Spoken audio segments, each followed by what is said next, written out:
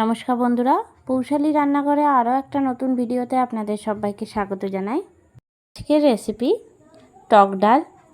বাঙালির অত্যন্ত প্রিয় এই টক ডালের রেসিপি কিন্তু বহু পুরনো, আর এই গরমকাল পড়লেই কিন্তু আমাদের এই টকের ডাল খেতে খুবই ইচ্ছা করে। আর টকের ডাল খেলে কিন্তু লুও লাগে না, আর খেতেও কিন্তু খুব সুন্দর লাগে ভাতের সঙ্গে। দেখে নিন আজকের এই রেসিপিটা, আশা করি ভালো লাগবে।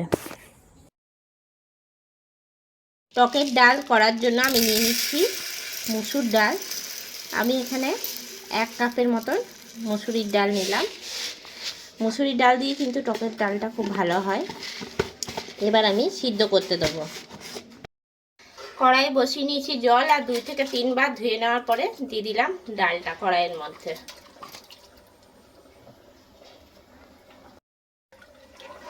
5 থেকে 7 মিনিট এখানে কিন্তু ডালটা ফুটিয়ে নেব।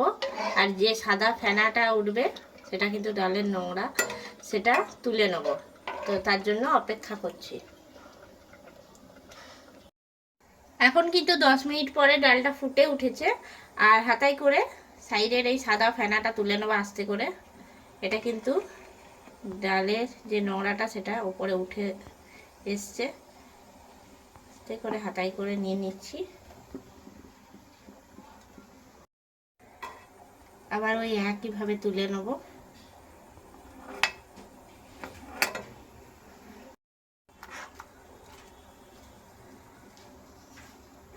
একই রকম ভাবে কিন্তু আমি ডালের ফেনাটা পুরো পরিষ্কার করে নিচ্ছি, 4 সাইডটা।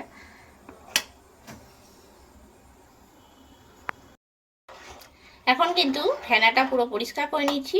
এবার আমি দিয়ে দিচ্ছি প্রেসার কুকারের মধ্যে। এতে করে ডালটা কিন্তু সুসিদ্ধ হবে, তার জন্য।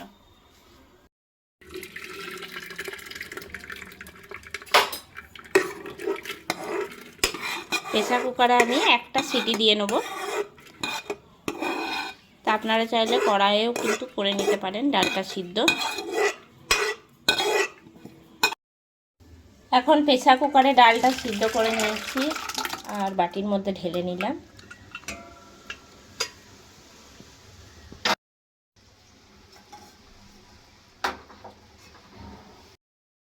তো টক ডাল করার জন্য আমি নিয়ে নিয়েছি আম। তা আপনারা চাইলে তেঁতুলও কিন্তু নিতে পারেন, তেঁতুল দিয়েও খুব সুন্দর টক ডালটা হয়। আমটা আমি খোসাটা ছাড়িয়ে নিচ্ছি। আর এখন আমাদের বাড়ির গাছে এরকম সাইজের আমগুলো এখন পড়ছে, তাই আমি এই আম দিয়ে করছি। এর থেকে বড় সাইজের আম পেলে সে আম দিয়েও কিন্তু আম ডালটা খুব ভালো হয়। আমের খোসাটা আমি ছাড়িয়ে নিয়েছি, এরপরে আমি পিস করে কেটে নিচ্ছি। আর একটুখানি লম্বা লম্বা পিস করে কিন্তু কেটে নেব।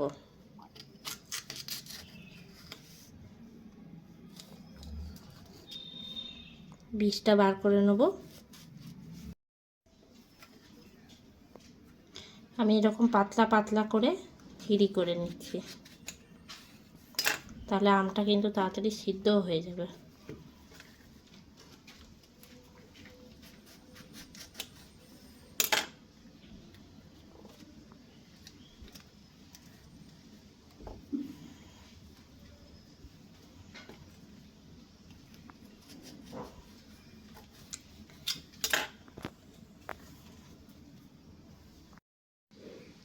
এই রকম টকের ডাল খেতে কিন্তু খুব ভালো লাগে। তো এই সময় কিন্তু বাজারেও এরকম কাঁচা আম পাওয়া যায়, আর বাড়িতে গাছ থাকলে তো খুবই ভালো। আর গরমকালে কিন্তু এরকম যদি টকের ডাল খাওয়া হয় তাহলে কিন্তু একটু লু লাগে না।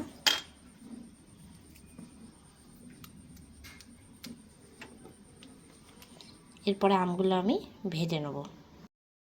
আমটা এখন কেটে নেওয়া হয়ে গেছে, আর কড়াইয়ে দিয়ে দিচ্ছি সর্ষের তেল।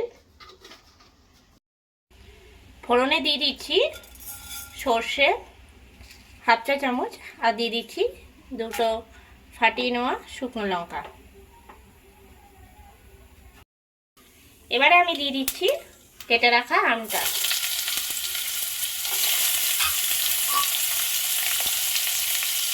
আমটা এবার নাড়াচাড়া দিয়ে নেবো।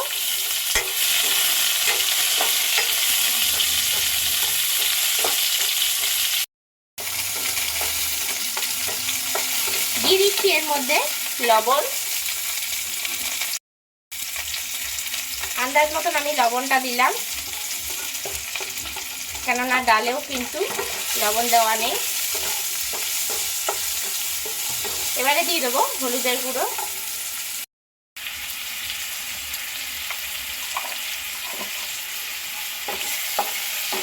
5 থেকে 7 মিনিট নাড়িয়ে নেব।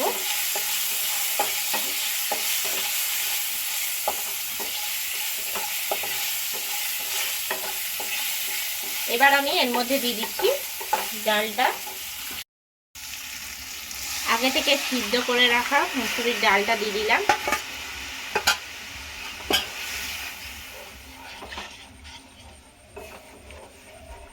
এবার দিয়ে দেবো এর মধ্যে জল।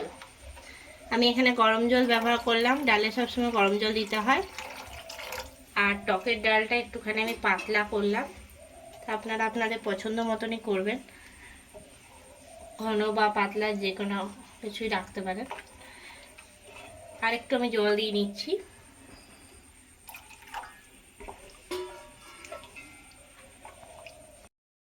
এবার আমি আম দেওয়ার পরে ডালটা 10 মিনিটের মতন ফুটিয়ে নিচ্ছি, এতে করে আমটা কিন্তু সিদ্ধ হয়ে যাবে।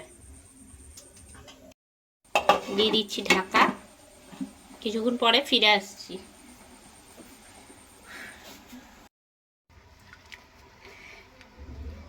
10 মিনিট পরে ফিরে চলে এসেছি, আর এখন কিন্তু আম ডালটা পুরোপুরি তৈরি হয়ে গেছে, আর আমটাও কিন্তু এখন সিদ্ধ হয়ে গেছে। এবার আমি নামিয়ে নেব। তার আগে ডালের মধ্যে দিয়ে দিচ্ছি আমি 1 চামচ চিনি। তো এটা একদমই অপশনাল, আপনারা চাইলে দিতেও পারেন আবার নাও দিতে পারেন, তবে যেহেতু টকের ডাল একটুখানি আমি মিষ্টি ব্যবহার করলাম। দিয়ে দিচ্ছি ওপর থেকে কাঁচা লঙ্কা। এবার আমি নামিয়ে নিচ্ছি। তৈরি হয়ে গেল টক ডাল।